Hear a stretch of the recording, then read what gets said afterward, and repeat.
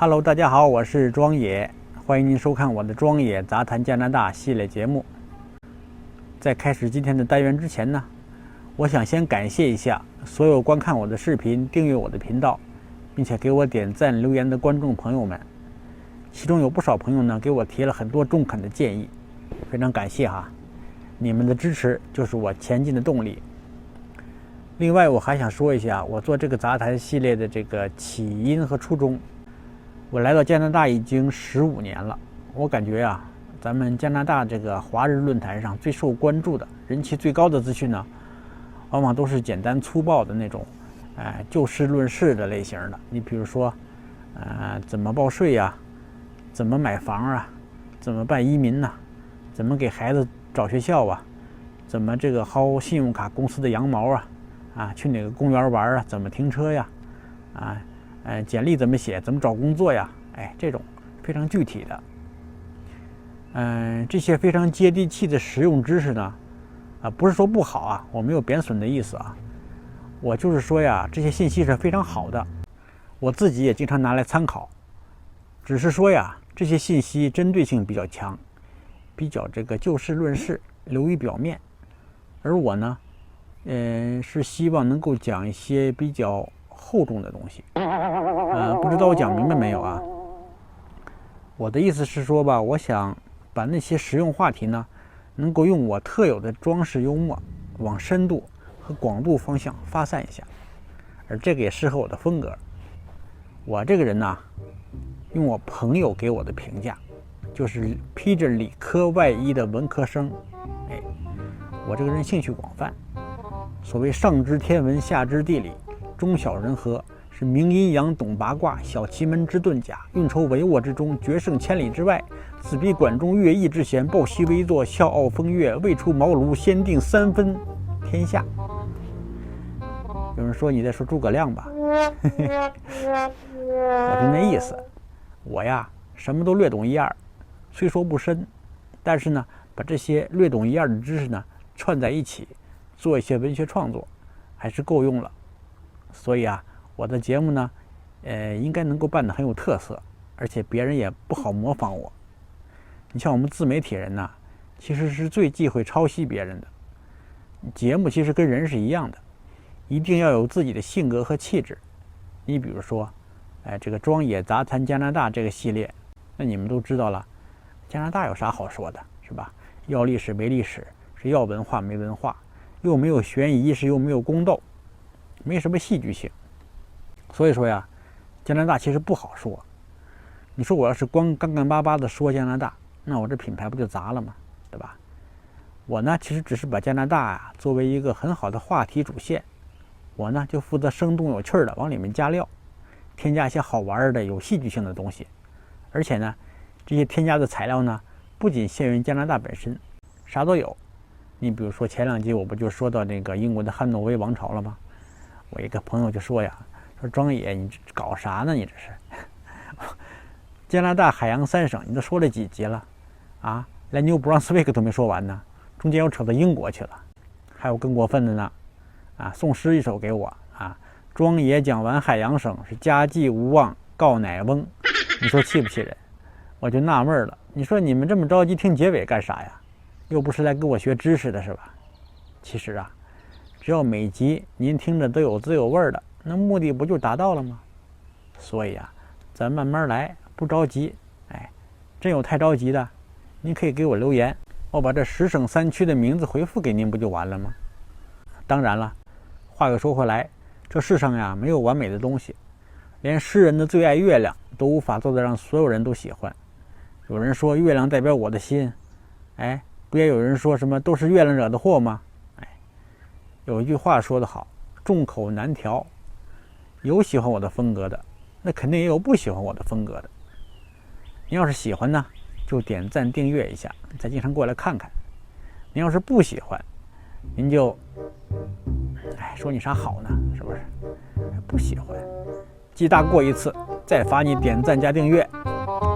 就这么流氓加无赖。我可以不开玩笑了除了点赞和订阅呢，也欢迎大家给我留言，说说您对我节目的感想，或者提提建议，或者说想让我谈的什么话题都可以呀。您在下面给我留言，我有时间呢都会一个一个的给您解答，好吧 ？OK， 废话不说了，咱们开始今天的杂谈节目。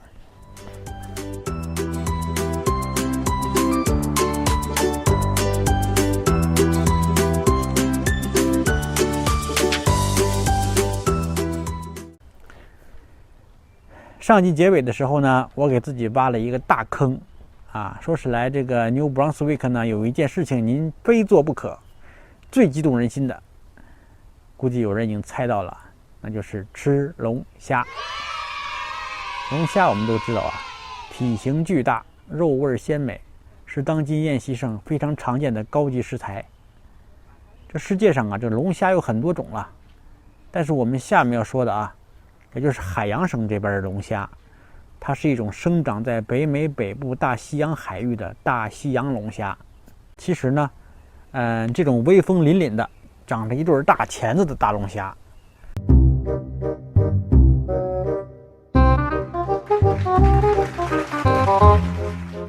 其实它们不是真正的龙虾。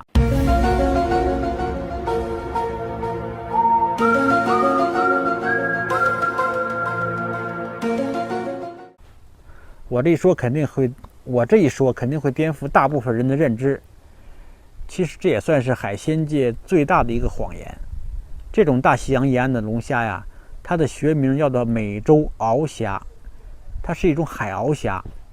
我们经常吃的那种小龙虾呢，马小的嘛，那个也是鳌虾，但那是淡水鳌虾，学名叫做克氏原鳌虾。但不管是海鳌虾还是这个淡水的鳌虾，其实它们都不是真正的龙虾。而真正的龙虾呢，其实是没有那个大钳子的。这对大钳子啊，就是区别鳌虾和龙虾的关键。您记住了啊。那么有人问了，那真正的龙虾都在哪儿呢？它主要分布在这个东太平洋、南太平洋、澳大利亚或者印度洋的某些海域。你看好些个这个日本和澳大利亚进口的龙虾都没钳子。那为啥我们管北美这边的这个海鳌虾叫龙虾呢？其实啊，这是商家的套路，反正普通老百姓也分不清，那叫成龙虾不是显得尊贵高大上吗？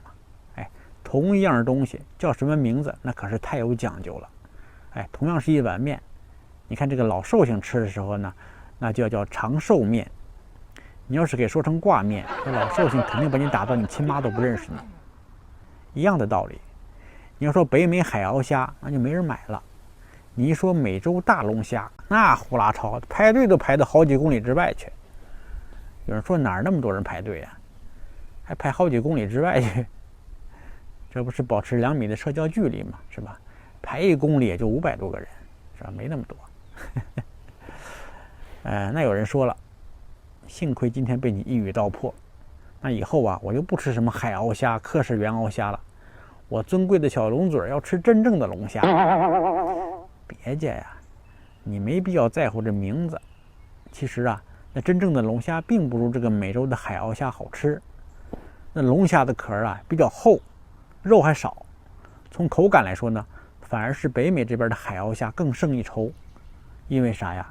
因为这种虾生活在这个寒冷的海域，肉比较嫩滑细致，高蛋白、低脂肪，营养丰富，味道鲜美，而且体型还超大。那海鲜爱好者们呢，往往把它视为海鲜之王啊，还有叫海鲜界的玛丽莲梦露的。那位说怎么还梦露呢？肉多呀。开玩笑的，没人这么叫。海鲜之王的称号倒是有。有人好奇了，那他凭什么成为海鲜之王啊？你说我要是给你罗列一大堆好词儿也没用啊，是吧？你来吃一次就明白了。真好吃。下面呢，为了说着方便，我还是别海鳌虾的了，我就直接说龙虾吧，您心里知道就行。也有去过美国的朋友可能会问呐，说这个我想起来了，我去美国东海岸呐，也有龙虾吃，像什么波士顿龙虾呀、缅因龙虾呀，就是不知道这个美国的龙虾呀，跟你们加拿大海洋生产的这个大西洋龙虾有啥区别？您可别晕啊！其实都是一回事儿。实际上，这个美国龙虾呢，它跟加拿大龙虾是同一个品种，海产界的正式名称就叫做美洲龙虾，英文名叫 American Lobster。不管是什么美国龙虾、美洲龙虾、缅因龙虾、波士顿龙虾、什么加拿大龙虾、海洋省龙虾、大西洋龙虾，甭管它叫什么，它均为同一品种的不同名字而已。其中最有名的就是这个波士顿龙虾。为什么波士顿龙虾这么有名啊？那是美国人会经营，加拿大这家伙傻乎乎的就知道抓龙虾，人家美国人懂得怎么卖龙虾。2012年的时候，我去这个波士顿看我同学，好客的东道主一家，特地去码头等了几个小时，买了2只上好的波士顿龙虾来款待我们。后来才知道，这些龙虾呀，是从加拿大多伦多那边进口来的。同学就说呀，你看这事儿扯不扯？多伦多的同学跋山涉水来到波士顿看我们，结果吃到的是多伦多的龙虾。这也成了我们同学之间经常提的一个段子啊。其实啊，我这个同学也是多心了。你别看这个龙虾是从多伦多来的，但是我们在多伦多的时候呢，也不怎么吃龙虾，更没吃到这么好这么大的龙虾。再者说了，多伦多龙虾和波士顿龙虾那不都是一回事吗？那保不齐啊，这龙虾家就在波士顿啊，去多伦多旅游一趟被逮住了呢。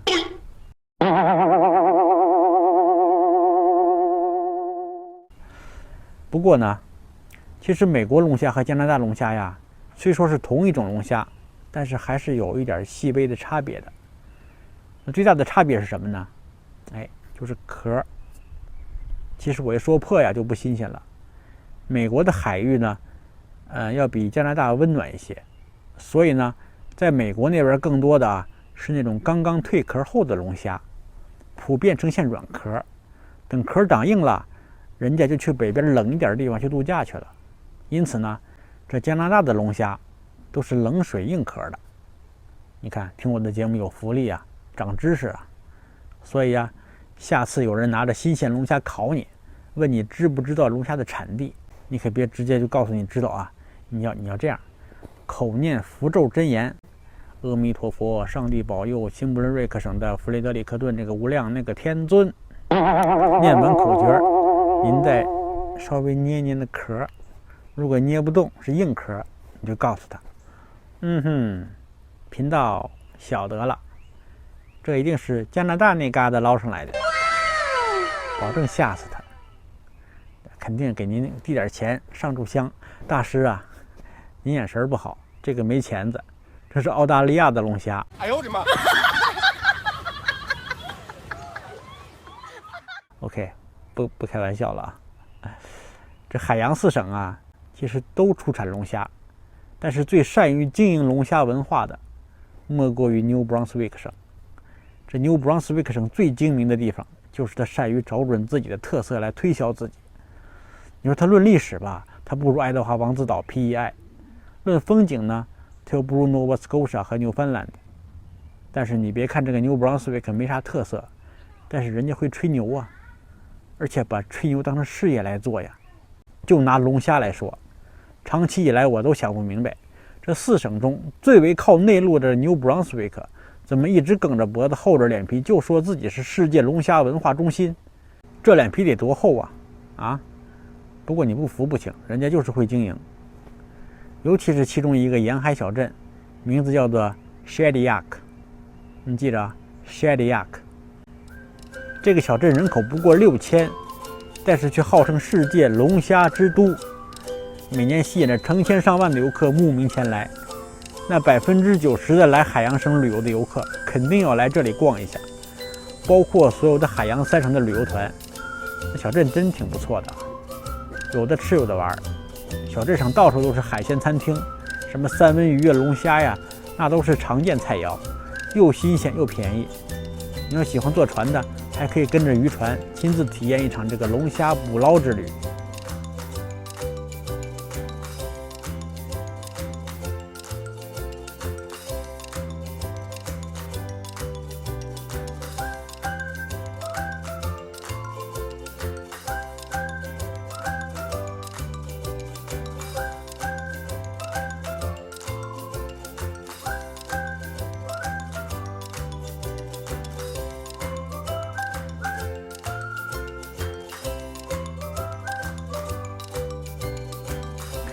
其实一开始啊，这个塞迪亚克呢，也就是一个普通的不能再普通的小镇了，跟海洋省的其他乡镇一样，穷嗖嗖的，就是靠这个捕鱼捞虾过日子。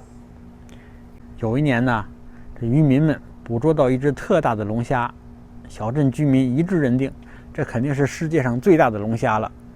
于是拿着鱼叉子，带着鱼，找到当地的一个俱乐部。这个俱乐部的名字是叫这个 Shediac Rotary Club， 其实就是国际知名的扶轮社，它在 Shediac 本地的一个支部。这个扶轮社呢，简单说一下，它就是一个国际组织，主要是提供这个慈善和社会服务的。有点像这个咱们国内的这个农业互助会的性质啊。当时的这个渔民们呢，拿着鱼叉子对这个扶轮社的这个老大说：“大哥，我们可捞到了世界上最大的龙虾呀，请您帮忙宣传宣传呗。”这扶轮社的老板一听啊，世界最大龙虾，哪儿呢？我这儿呢，放大镜。哦，世界最大龙虾哈。这渔民们拿着鱼叉子问：“怎么着？您有不同意见？”不，真是最大的。也不能打击他们积极性啊！这个扶轮社的老大灵机一动，老乡们听我说啊，这大龙虾真的是好大呀！可是呢，这海鲜没法保持长久，干脆咱们造一个这个世界上最大的龙虾雕像怎么样？说造就造，他们就找那个加拿大的知名艺术家叫 Winston Burnham， 让他来设计。花了17万加币，前后用了3年时间，造出来这么一个大家伙。你看，长11米，高5米，龙虾自重50吨，底座32吨，总体将近90吨。1990年6月30日揭幕，这下好了，再也不用放大镜看了啊！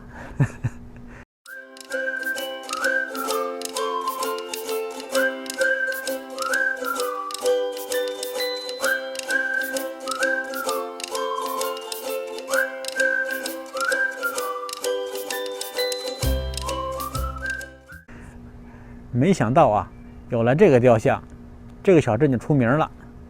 这雕像毕竟出自于加拿大著名的艺术家呀，雕得真漂亮，在蓝天晚霞彩旗的映射下是色彩鲜艳，栩栩如生。旁边呢还站着一个渔夫，举目远眺。雕像的名字叫做 Giant Lobster and Fisherman of Shediac。我当时去的时候啊，就爬到这个龙虾雕像上面去感受了一下，真的很想吃，真的很震撼呢。来，咱们废话不说，上照片。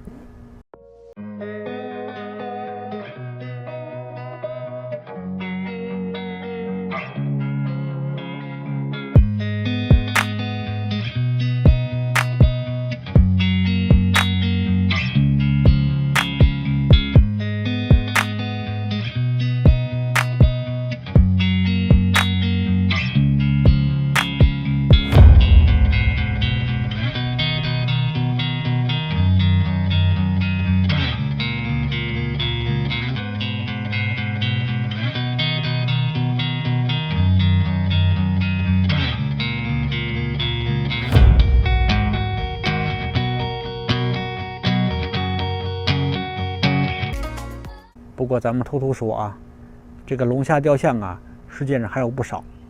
Shediac 的这个龙虾雕像呢，也不是像他们自己吹的那样是世界上最大的龙虾雕像。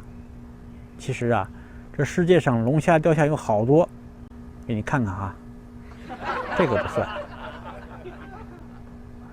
这是美国佛罗里达的伊斯拉姆拉达小镇的东北方向，就有一个差不多大的，但是人家这个呢是真的龙虾，不是海鳌虾啊。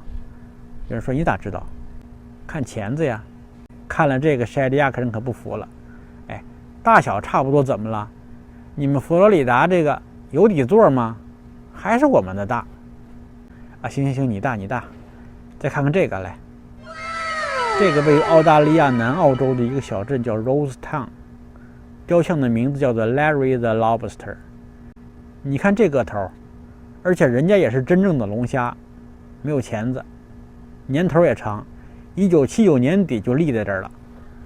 当时也是世界最大的。施艾迪亚克人听了又不服了，啊，你龙虾大点怎么了？啊，你们澳大利亚这个有底座吗？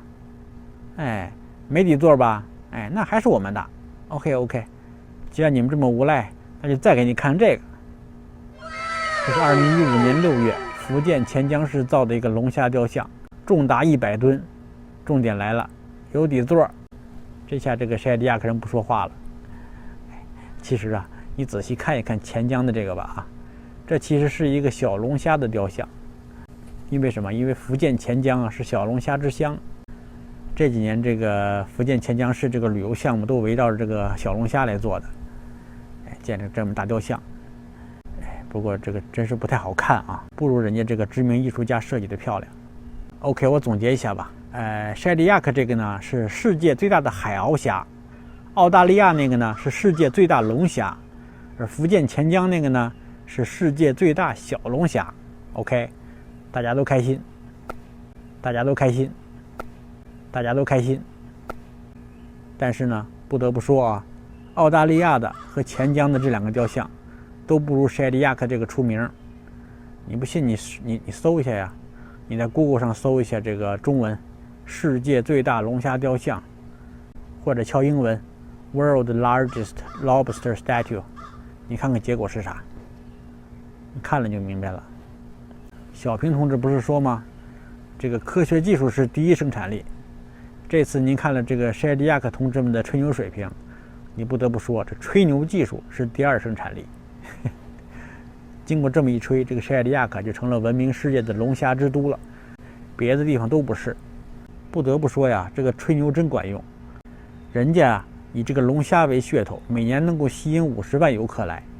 这小镇的旅游业呢，也以龙虾文化为核心，带动了餐饮、住宿等各种周边服务。一个名不见经传的小镇也慢慢富裕起来了。您啊，要是去 New Brunswick 旅游，一定要来这个施艾迪亚克看看。它每年节庆不断呐，最出名的是7月初举办的这个龙虾节，人来人往，最为热闹。有些深谙其道的老馋虫们呢，为了吃上一口最好吃的龙虾肉，不惜舍近求远，从各地跑来施艾迪亚克前来解馋。不是说我2017年的时候来海洋3省自驾游了一次吗？说出来不怕您笑话，光施艾迪亚克小镇我就来了2趟。第一次呢是刚到这个 New Brunswick， 在跨海去爱德华王子岛之前，我特意经过这个小镇，慕名而来。不过当时下着雨，就跑到了一家餐厅吃龙虾去了。哇，简直了，太鲜了！那外面下着小雨，我们在温暖的餐厅里点着蜡烛吃龙虾，那感觉真是好啊！那龙虾都不用过分烹饪，你就是简单的蒸一下，稍加点佐料，哇塞，那鲜的，舌头都差点吃掉了。第二次去施艾迪亚克，那已经是海洋3省自驾游的尾声了。我们当时玩遍了 PEI， 逛完了这个 Nova Scotia， 回程再次经过 New Brunswick， 订的酒店就在这个 Moncton。晚餐的时候呢，我们开始找饭点了嘛。我们一琢磨呀，还找什么饭点啊？咱们直接去施艾迪亚克再吃一顿龙虾吧。于是呢，我们就去了还是那家熟悉的餐厅，这次呢再换一种做法，还是一样的鲜香美味。不行了，说馋了。录完这节目，我去啃个馒头压一下啊。但是说起来有点不可思议啊！你现在别看这个龙虾好贵啊，好受追捧啊，当初可是没人吃的。有人说你开玩笑呢吧？真没开玩笑。这里顺便说一下这个美洲大陆的历史啊。大家都知道啊，1492年哥伦布发现美洲大陆之后呢，早期登陆美洲的殖民者们呢，除了最开始这一批啊，是由这个西班牙呀、荷兰呐、葡萄牙呀这些国家赞助的探险家商队，这些人是为了财富而来的。而他们之后呢，在几百年内来美洲的这个移民们呢，大部分都是为了逃避这个欧洲的贫穷或者宗教迫害来的。你比如说这个著名的5月花号，就是1620年这个5月花号，它也是英国人开始殖民北美的开端。那船上全都是在欧洲受迫害的清教徒。有不少都是下了船几乎饿死，102人只活下来50来个人。不是说后来什么被印第安人救了吗？这美国的感恩节也是这么来的嘛？感谁的恩呢？感印第安人的呀。结果赶着赶着就把印第安人全赶跑了。哎，今后我有时间给你们说说这个清教徒的事儿啊，今天就算了。哎，有人会纳闷了，这刚到美洲的清教徒们怎么会下船差点饿死呢？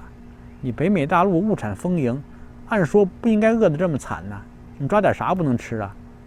其实啊，主要原因是这帮清教徒们平时生活比较循规蹈矩，他不敢吃那些或者不敢碰那些没有见过的动植物，包括什么满山的这个野火鸡，还有满海的龙虾。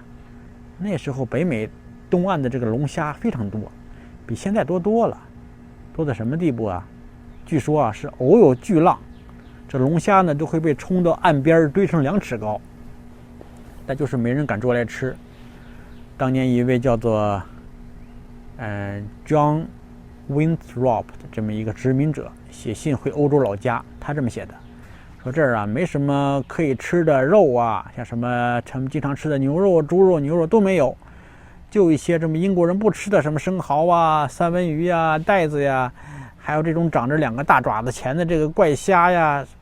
现在人一看这信，估计都要跳脚大哭了，真傻透腔了！你们这么好吃的东西，你们不吃给我吃。后来啊，这个北美人们才开始渐渐活明白了，知道吃龙虾了。可是当时这个北美的龙虾太多了，东西一多不就不值钱了吗？当时龙虾有个外号嘛，被叫做 Poor Man's Chicken， 中文叫穷人的鸡。因为在他们眼里呢，这种大虾是海边随手可以捡到的东西，只有穷人才会去吃，更没有人会拿这个东西来卖钱。无独有偶，在中国这个以龙为图腾的国度呢，龙虾却长期被人忽视，甚至在周朝以来的历代8珍这个列表中啊，这龙虾从来就是不沾边的。咱们中国人对这个吃龙虾似乎不如吃螃蟹来的深入民心呢。我自己的分析呢，大概是因为这个螃蟹呢是海水和淡水都能出产，而这个龙虾呢，这玩意儿只是在海里有，而且喜欢在冷的地方活动。所以说呢，中国的龙虾真的不多。你像那个加拿大、韩国和日本这种高纬度的沿海国家，出产的会多一些。谈到这儿，有人不服了啊！哎，谁说中国龙虾不多了？那国内小龙虾多的是，马小我不是天天都吃吗？哎，再次声明哈，千万别搞混龙虾和小龙虾。您吃的那个淡水养殖的小龙虾，学名叫做克氏原螯虾，跟海洋龙虾属于远亲啊，不是一回事儿，别再搞混了哈。有人说您放心，搞不混，一个吃得起，一个吃不起。那些说吃不起的，等你们来加拿大海洋省去玩，你就会发现了，还是吃得起的，而且管够吃。不过呢，现在这个加拿大龙虾的价格也高上去了。有人说咋搞的？那是因为啊，咱们中国人开始帮着加拿大来吃了。2016年9月嘛，这个加拿大总理土豆当时不是，别土豆的，太不尊重了。哎，特鲁多。2016年9月，加拿大总理特鲁多访华时，跟马云一起向中国的用户介绍这个加拿大龙虾，俩人一起在那站台嘛。因此呢，现在这个加拿大龙虾现在在中国很火。在阿里巴巴网站上啊，这个加拿大的龙虾价格大概是100元人民币1斤左右，不咋贵。你像大一点的龙虾，一般也就4磅左右。你像一个龙虾买下来500以内人民币也就买到了。有咱们中国人帮着吃啊，这龙虾就显得不太够吃了。最直接的影响就是啊，加拿大这边的这个龙虾价格是一路水涨船高，很多加拿大人本地人都抱怨吃不起了。其实我觉得吧，这是好事儿。有人说为啥是好事儿啊？把价格都给抬高了，怎么是好事儿呢？你要从大局来看。以前呢，加拿大的海鲜市场过于依赖美国了，3/4的销量都是运往美国的，没有竞争，这价格上不去。这渔民们呢，净给美国人打工了，普遍贫困。很多渔民呢，纷纷转行去这个石油省挖石油去了。今后啊，多了来自中国的买家，这个龙虾捕捞业肯定就可以恢复生机了呀。从长期来看，其实这对海洋省本地的经济和渔业的正面贡献，远远大于这个龙虾价格稍稍抬高那么一点所造成的负面影响。毕竟我们也不是天天吃龙虾嘛，偶尔吃一顿还是吃得起的，是吧？所以呢，对龙虾提价的事儿呢，要正面看待。龙虾虽然好吃啊，但是呢，您也要注意吃龙虾时候的禁忌。首先呢，吃虾之后不宜服用维生素 C 片剂。你像虾类这种动物包括龙虾呀、海虾呀，它身体里呢含有一种浓度比较高的5价砷化合物。该物质吃下去呢，本身对人体无毒害作用，但是在服用了这个维生素 C 的片剂之后，可以让原来这个无毒的砷化物转化为有毒的3氧化2砷。那是什么东西啊？就是砒霜，它能危及人的生命。有人说：“哎呀，那坏了！我记得我在海洋省吃龙虾的时候，这个餐馆的服务生，给我在龙虾上滴了几滴这个柠檬汁儿。这柠檬汁儿不就含有 VC 吗？哎呀，这饭店是不是想学潘金莲啊？谋财害命啊？OK， 别担心啊，抛开剂量谈毒性，那都是耍流氓。我前面说的是 VC 的片剂，那一片 VC 片剂得多大呀？那里面的 VC 含量啊，相当于1筐柠檬。你给你滴上几滴柠檬汁儿，那作用就是提鲜去腥，没关系啊，放心吃，真不是谋财害命。OK，New Brunswick 就说到这儿吧。因为后面还有好几个更好玩的省在后面等着排着队呢。说到这儿，我先吊下你们的胃口啊。这海洋3省里面呀，论自然风光，从低到高依次是这个 New Brunswick、PEI、Nova Scotia 和这个 Newfoundland。我这刚讲了一个 New Brunswick， 就讲了这么多好玩的，其他的省那不得炸了天了。所以啊，千万别忘了点赞、订阅、打开小铃铛，以免错过后面精彩的节目。OK， 这次节目就马上就结束了，您呢赶紧准备机票来海洋省吃龙虾，我呢去吃我的馒头啊。得嘞，我们下次再见。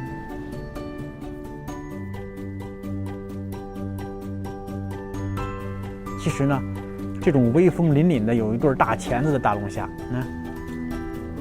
像不像大钳子？就这样的，不知道像不像？我当然是我自己挖的一个雷了，当然了，是我自己挖的一个坑，埋在了一个雷。